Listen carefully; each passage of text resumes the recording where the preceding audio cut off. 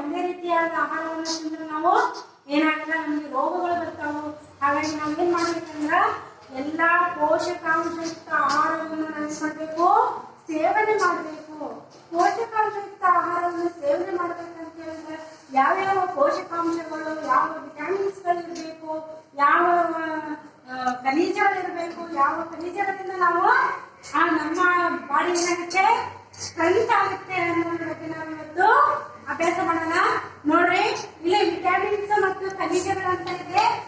ಮತ್ತೆ ಆಮೇಲೆ ಈ ವಿಟಮಿನ್ಸ್ ಖನಿಜಗಳು ದೊರೆಯುವ ಆಹಾರಗಳು, ಆಮೇಲೆ ಈ ವಿಟಮಿನ್ಸ್ ಗಳ ಕೊರತೆ ಇರುವುದರಿಂದ ಬರುವ ರೋಗಗಳೇನಪ್ಪ, ಆಮೇಲೆ ವಿಟಮಿನ್ ಕೊರತೆಯಿಂದ ನಮ್ಮ ಬಾಡಿಯಲ್ಲಿ ಯಾವ ಲಕ್ಷಣಗಳು ಗೊತ್ತಾಗುತ್ತದೆ ಅಂತ ಹೇಳಿದ್ರೆ ಈ ಲಕ್ಷಣ ಇದೆ ಅಂತ ಹೇಳಿದ್ರೆ ನಮ್ಗೆ ಈ ವಿಟಮಿನ್ ಕೊರತೆ ಇದೆ, ಈ ಖನಿಜದ ಕೊರತೆ ಇದೆ ಅಂತ ಹೇಳ್ಬೋದು ನಾವು, ಹೌದಲ್ಲ?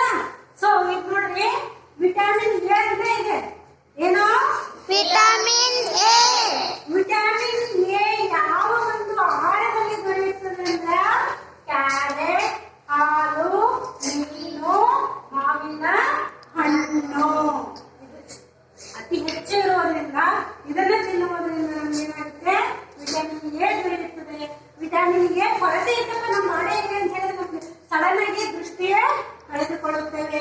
ಅಷ್ಟೇ ಅಲ್ಲದೆ ರಾತ್ರಿ ಹೊತ್ತಿನಲ್ಲಿ ನಾವೇನ್ ಮಾಡೋದಿಲ್ಲ, ನಮ್ಗೆ ಕಣ್ಣು ಕಾಣಿಸುವುದಿಲ್ಲ. ಕಣ್ಣು ಏನಾಗಲ್ಲ, ಗೊತ್ತಾಯ್ತು ಈಗ? ಹಾಗಾದ್ರೆ ವಿಟಮಿನ್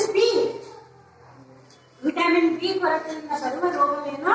ವಿಟಮಿನ್ ಬಿ ದೊರೆಯುವ ಆಹಾರಗಳು ಯಾವ್ದು ಅಂತ ಹೇಳಿದ್ರೆ ಗೋಧಿ, ಅಕ್ಕಿ, ಮಾಂಸ, ಮೀನು ಮತ್ತು ಪನ್ನೀರ್. ಮತ್ತೆ ಇನ್ನೊಂದೇನು? ಮೊಟ್ಟೆ. ಪನ್ನೀರ್ ಅಂದ್ರೆ ಗೊತ್ತಾ ನಿಮಗೆ? ಹಾಲಿನಿಂದ ಮಾಡಿರ್ತಾರೆ, ಹಾಲನ್ನ ಕೆಡಿಸಿ ಪನ್ನೀರ್ ಮಾಡುತ್ತಾರೆ. ಆ ಪನ್ನೀರಿನಲ್ಲಿ ವಿಟಮಿನ್ ಬಿ ಜಾಸ್ತಿ ಇರುತ್ತದೆ. ಸೊ ಅಂತಹ ವಿಟಮಿನ್ಸ್ ಅನ್ನ ನಾವು ವಿಟಮಿನ್ ಬಿ ಇಂದ ಏನು ಬರುತ್ತದೆ, ಬೇರೆ ಬೇರೆ ಎಂಬ ರೋಗ ಬರುತ್ತದೆ. ಯಾವ ರೋಗ ಬರುತ್ತದೆ ವಿಟಮಿನ್ ಬಿ ಇಂದ? ಬೇರೆ ಬೇರೆ ರೋಗ. ವಿಟಮಿನ್ ಬಿ ಕೊರತೆಯಿಂದ ಬೇರೆ ಬೇರೆ ರೋಗ ಬರುತ್ತದೆ. ಬೇರೆ ಬೇರೆ ರೋಗದ ಒಂದು ಲಕ್ಷಣಗಳು ಏನಪ್ಪಾ ಅಂತ ಹೇಳಿದ್ರೆ ಸ್ನಾಯುಗಳು ಬಲಹೀನವಾಗುವುದು ಅಥವಾ ಕೆಲಸ ಮಾಡಲು ಶಕ್ತಿ ಇರುವುದಿಲ್ಲ. ನಮ್ಮ ಸ್ನಾಯುಗಳಲ್ಲಿ ಸ್ನಾಯುಗಳು ಏನಾಗುತ್ತವೆ, ಬಲಹೀನ ಆಗುತ್ತವೆ. ಅವುಗಳ ಶಕ್ತಿ ಇರುವುದಿಲ್ಲ. ಶಕ್ತಿ ಇಲ್ಲಪ್ಪ ಅಂತ ಹೇಳಿದ್ರೆ ನಮ್ಗೆ ಏನಾಗುತ್ತದೆ ಅಂದ್ರೆ ಕೆಲಸ ಮಾಡಲು ಆಗುವುದಿಲ್ಲ. ಹಾಗಾದ್ರೆ ವಿಟಮಿನ್ ಬಿ ಯುಕ್ತ ಆಹಾರವನ್ನು ನಾವು ಸೇವಿಸಬೇಕು, ಆವಾಗ ನಮಗೆ ಶಕ್ತಿ ಬರುತ್ತದೆ. ಗೊತ್ತಾಯ್ತಾ? ನೆಕ್ಸ್ಟ್ ಅಂದ್ರೆ vitamin C. Very important to our body. ತುಂಬಾ ಇಂಪಾರ್ಟೆಂಟ್ ನಮ್ಮ ಬಾಡಿಗೆ ವಿಟಮಿನ್ ಸಿ. ವಿಟಮಿನ್ ಸಿ ಯಾವ್ದು ಬರುತ್ತದೆ? ಕಿತ್ತಳೆ, ಸೀಬೆ ಹಣ್ಣು, ಮತ್ತೆ ಯಾವುದು ಹಸಿ ಏನು ಹಸಿ ಮೆಣಸಿನಕಾಯಿ. ಒಬ್ಬೊಬ್ರು ಹಸಿ ಮೆಣಸಿನಕಾಯಿ ತಿನ್ಬಾರ್ದ, ಹೊಟ್ಟೆ ನಿಂತೈತೆ ಅಂತಾರ. ಅದನ್ನ ಸ್ವಲ್ಪ ಆದ್ರೆ ತಿನ್ಲೇಬೇಕು. ಯಾಕೆ ಹೇಳ್ರಿ? ಅದರಲ್ಲಿ ಏನಿರುತ್ತದೆ? ವಿಟಮಿನ್ ಸಿ ಇರುತ್ತದೆ. ಏನಿರುತ್ತದೆ? Vitamin C. ಮತ್ತೆ ಯಾವುದು? ಕಾಯಿ ಮತ್ತು ನೆಲ್ಲಿಕಾಯಿಗಳಲ್ಲಿ ಟೊಮೆಟೊ ವಿಟಮಿನ್ ಸಿ ಇರುತ್ತದೆ. ವಿಟಮಿನ್ ಸಿ ಇಂದ ಬರುವ ರೋಗ ಯಾವುದು ಅಂತ ಕೇಳೋದಿಲ್ಲ. ಯಾವ ರೋಗ ಬರುತ್ತಪ್ಪ ಅಂತ ಹೇಳಿದ್ರೆ ಸ್ಕರ್ವಿ ರೋಗ. ಯಾವ ರೋಗ? ಸ್ಕರ್ವಿ ರೋಗ. ಸ್ಕರ್ವಿ ರೋಗ ಬರುತ್ತದೆ.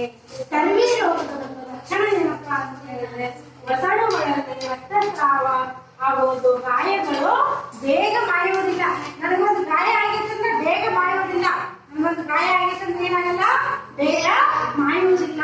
ಇದು ಯಾವುದರ ಒಂದು ಕೊರತೆಯಿಂದ ಬರುತ್ತದೆ ಅಂದ್ರೆ ವಿಟಮಿನ್ ಸಿ ಕೊರತೆಯಿಂದ ಬರುತ್ತದೆ.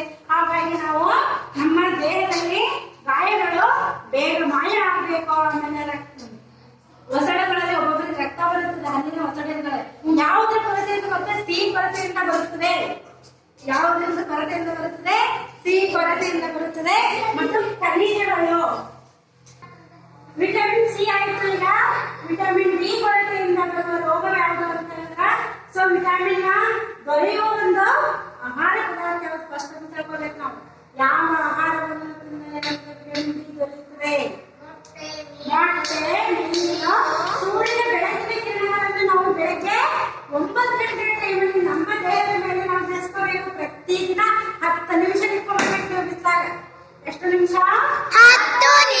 10 ನಿಮಿಷ ಬಿಸಿಲಲ್ಲಿ ಇಟ್ಕೊಂಡ್ರೆ ನಮಗೆ ಡಿ ವಿಟಮಿನ್ ದೊರೆಯುತ್ತದೆ. ಯಾವ ವಿಟಮಿನ್ ದೊರೆಯುತ್ತದೆ?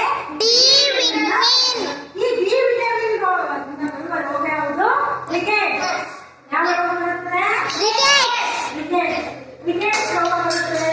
ಇದರ ಒಂದು ಲಕ್ಷಣಗಳೇನಪ್ಪಾ ಅಂತ ಹೇಳಿದ್ರೆ ನಮ್ಮ ಬಾಡಿಯಲ್ಲಿ ವಿಟಮಿನ್ ಡಿ ಕೊರತೆ ಆಗಿದ್ರೆ ಮೈಕೈ ನೋವು ಬರುತ್ತದೆ. ಅರ್ಥ ಆಯ್ತಾ? ಮೂಳೆಗಳು ಏನಾಗ್ತವೆ? ಮೃದುವಾಗುವುದು. ಮೂಳೆಗಳು ಸ್ಮೂತ್ ಆಗ್ತವು. ಮೂಳೆಗಳು ಏನಾಗ್ತವು? ಸ್ಮೂತ್ ಆಗ್ತವೆ, ಮೃದುವಾಗುವುದು.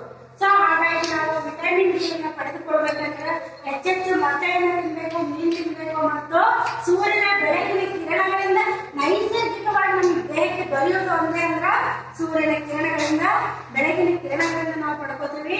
ಹಾಗಾದ್ರೆ ಪ್ರತಿ ದಿನಾನು ಬೆಳಗ್ಗೆ ಎದ್ದುಬಿಟ್ರೆ 7:30 ಹಿಡಿದು 9 ಗಂಟೆ ಒಳಗಡೆ ಯಾವ ಬಿಸಿಲಿರುತ್ತಲ್ಲ ಆ ಬಿಸಿಲಲ್ಲಿ ಹೆಚ್ಚಿನ ವಿಟಮಿನ್ ಡಿ ಇರುತ್ತದೆ. ಎಲ್ಲರೂ ಹೋಗಿ ಬಿಸಿಲಿಂದ ಇರ್ತಾರೆ. ಓಕೆ, ಈಗ ಖನಿಜಗಳಿಂದ ದೊರೆಯುವುದು ಲೈಟ್ ಆಫ್ ಮಾಡಿ. ಅಯ್ಯೋ, ಆಮೇಲೆ ಖನಿಜಗಳು ಬರ್ತಾ ಅಯೋಡಿನ್ ಅನ್ನೋದೊಂದು ಖನಿಜ. ಈ ಖನಿಜದಿಂದ ನಮ್ಗೆ ಏನಾಗುತ್ತದೆ? ಎಲ್ಲಿ ದೊರೆಯುತ್ತದೆ? ಉಪ್ಪಿನಲ್ಲಿ ದೊರೆಯುತ್ತದೆ, ಶುಂಠಿಯಲ್ಲಿ ದೊರೆಯುತ್ತದೆ. ನೋಡ್ರಿ, ಖನಿಜ ಏನಾಗ್ತದೆ? ಉಪ್ಪು ಮತ್ತು ಶುಂಠಿಯಲ್ಲಿ ದೊರೆಯುತ್ತದೆ.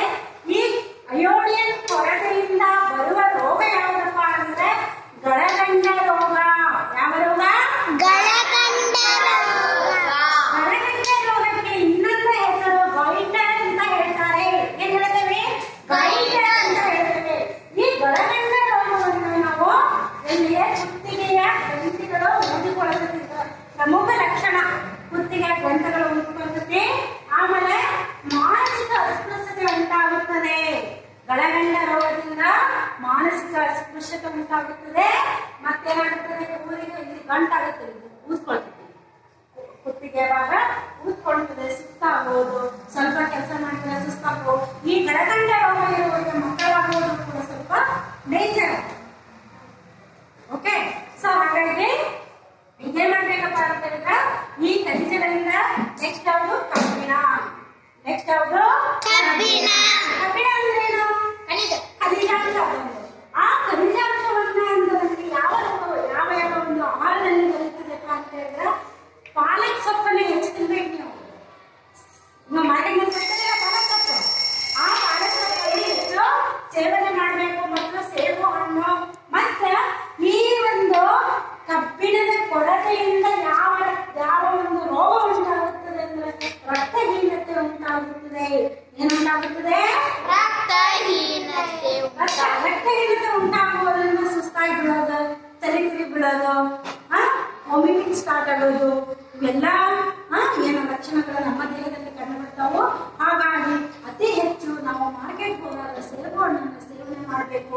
ಪ್ರತಿ ವಾರವನ್ನು ಮಾರ್ಕೆಟ್ ಹೋಗ್ತಿರಲ್ಲ, ಪಾಲಕ್ ಸೊಪ್ಪನ್ನ ಪಾಲಕ್ ಪಲಾವ್ ಮಾಡ್ಕೊಂಡು ಒಟ್ಟು ಪಾಲಕ್ ಸೊಪ್ಪು ಸಾಂಬಾರ್ ಮಾಡ್ಕೊಂಡು ಸೇವನೆ ಮಾಡಬೇಕು. ಗೊತ್ತಾಯ್ತಾ?